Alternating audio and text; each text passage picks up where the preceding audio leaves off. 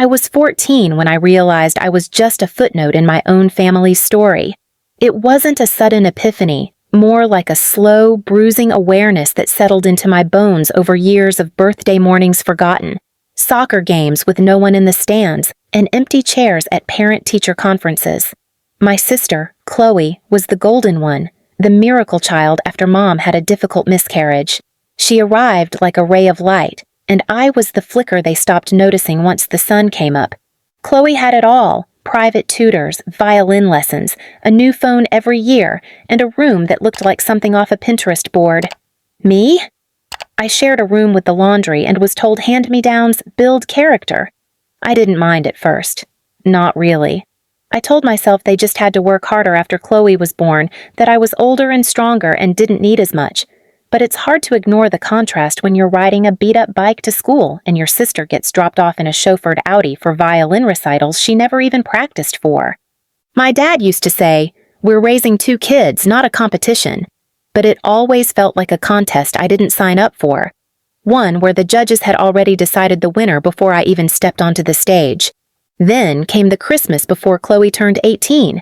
I had just gotten into a local college on scholarship, having worked part-time since I was 15 and kept a 4.0 GPA while helping out with house chores and Chloe's homework, but all that seemed invisible to them. That morning, I woke up early, out of habit, not excitement. I wasn't expecting much. A card, maybe. A new hoodie if I was lucky. But there it was, wrapped in silver paper, a ribbon the size of a football sitting in the driveway, a brand new Lexus. I didn't even need to ask. Chloe screamed and ran toward it like she was auditioning for a commercial. My parents followed with beaming faces, snapping photos, and telling her to pose with the bow. I stood behind the curtain of the living room window, watching, waiting, hoping like an idiot. Eventually, Dad turned around and said, "We didn't forget you." He reached into the garage and rolled out a bicycle, a used one, with a flat tire. "You can ride this to your college classes." It wasn't the car. It wasn't even the bike. It was the sentence that came next. "You're more practical anyway. Chloe needs something flashy to get to her internship. You don't care about that stuff." Right. I didn't care. I bit down hard on the inside of my cheek and nodded. "Thanks," I said. I spent the rest of the day holed up in the attic, watching the snow fall through a small circular window, wrapping my disappointment in silence like it was a gift I never asked for but had to pretend to love. But in that silence, something cracked open. Not a breakdown, more like a blueprint. I started planning, quietly, methodically. Every "you're stronger" or "you're used to less" became fuel. I took more shifts at the campus bookstore, learned coding on the side, and launched a side hustle fixing people's broken websites. When I wasn't studying or working, I was learning. Taxes, investments, flipping used tech, buying into stocks everyone else laughed at. I graduated early, with honors. Chloe? She dropped out of her internship because it was too stressful and took a gap year. My parents still didn't notice. They sent her to Bali to recover from burnout. Meanwhile, I moved into a shoebox apartment, worked in my car between classes, and eventually pitched my tech service to a small investor. It wasn't much at first, but it grew. Slowly, steadily. The quiet, invisible grind I'd honed for years suddenly bloomed into a business worth noticing. And I made sure the first person to notice it was me. By Christmas of my senior year in college, things had changed, radically. I didn't ride that bike anymore. I didn't need to. I drove something else now. But that part of the story comes next. Christmas morning came again, exactly 1 year later, but this time I didn't wake up in a cramped apartment with snow leaking through the window panes. I woke up in a high-rise suite overlooking the skyline, floor-to-ceiling glass windows and underfloor heating warming the life I had built from scraps they left behind.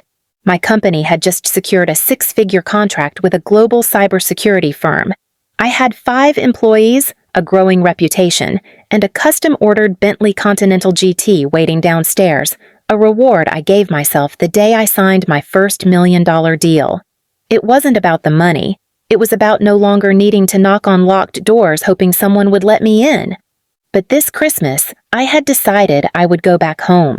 Not because I missed them, but because I wanted them to see. I didn't call, I didn't text, I just drove. The roads were quiet, dusted in soft snow, and the drive felt like floating through a forgotten chapter of my past. When I pulled into the same driveway where they once gave my sister a Lexus and handed me a used bicycle, the garage door was open. The same broken lawn chair sat inside. The same old bike hung crooked on the wall. Chloe's Lexus was nowhere to be seen. Apparently, she had wrecked it last summer and blamed the brakes. My parents covered it under their insurance and let her borrow their SUV. She had since moved back in after the stress of travel became too much to handle. My mom now referred to her as a delicate soul. I walked to the door, knocked, and waited. Dad opened it. His eyes flicked to the car parked behind me, a black Bentley that shimmered against the white snow. He blinked, confused. Is that a rental? I just smiled. No, it's mine. Chloe came down the stairs in designer pajamas, my guess, another gift from them. Oh, wow, she sneered. Did you win a contest or something? I laughed. In a way. Please subscribe to our channel and tell us in comments from where are you watching this video. Mom walked in from the kitchen and froze mid-step. She held a mixing bowl in one hand and in the other, the same look of pleasant disappointment she'd always worn when looking at me. But this time, it cracked. What are you doing here? She asked. I didn't answer right away. I just looked around the living room, still decorated the same, the tree stuffed with color-coordinated presents. I spotted one with my name on it, probably socks, maybe a mug. I thought I'd bring my gift this time, I said, reaching into my coat pocket and pulling out a white envelope. What is it? My dad asked warily. I handed it to him. He opened it, unfolded the document, and read it. His face drained. What is this? It's a deed, I said. To this house. Chloe gasped. Mom dropped the mixing bowl. It shattered against the tile. I bought it, I said calmly. 3 weeks ago. I didn't want to mention it until the paperwork was finalized. You bought our house? My mom barked. You think you can just show up and… No, I interrupted. I know I can. Because I did. The bank accepted my offer. The house was on the verge of foreclosure, Mom. Guess those trips to Bali weren't free after all, huh? You can't just kick us out, Chloe snapped. Actually, I said, pulling out another envelope. These are the notices. You have 30 days. Dad was still silent, still holding the paper like it was foreign. You've always said I was the practical one, I said. So I made practical moves. You raised a businesswoman without even realizing it. Chloe threw her hands up. This is insane. You're being vindictive. No, I said, stepping toward the door. I'm just returning the favor. Remember last Christmas? I do. Every pedal on that bike, every sleepless night, every you're used to less. I remembered. Mom was red with fury now, shaking. We gave you a roof, food, and this is how you repay us? I turned back one last time. You gave me the basement. You gave her the world. I just bought the land you built it on. I walked out as they stood frozen and stepped into my Bentley with a deep, slow breath. The engine purred to life, soft and powerful, just like I had become. Then I drove past them. On Christmas morning, like they never existed. A few weeks later, the house was officially mine, legally, emotionally, and symbolically. My parents didn't say goodbye when they left. Chloe posted cryptic messages online about betrayal and ungrateful family, pretending she had been wronged. But I didn't respond. I didn't need to. I spent the first night alone in that house, walking room by room, letting the silence wrap around me.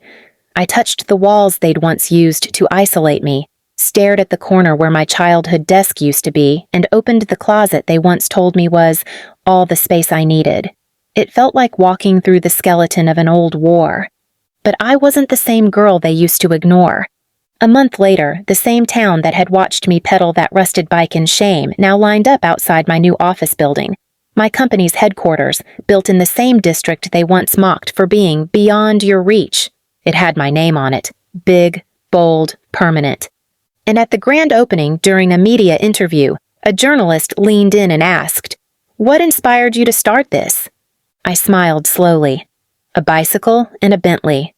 But that wasn't the twist. A few days after the story went viral, I received a letter, handwritten, from my grandmother, the one they always claimed had left nothing behind when she passed. But inside that envelope was a copy of her original will. It clearly stated, "My savings, stocks, and jewelry shall go to my first grandchild, the one who always made the effort to visit, even when no one else cared." Enclosed was the account number. 7 figures. They had lied. They always knew. And now, all that inheritance? Already transferred, already invested, already mine. Just like the justice they never saw coming. Please subscribe to our channel and tell us in comments from where are you watching this video.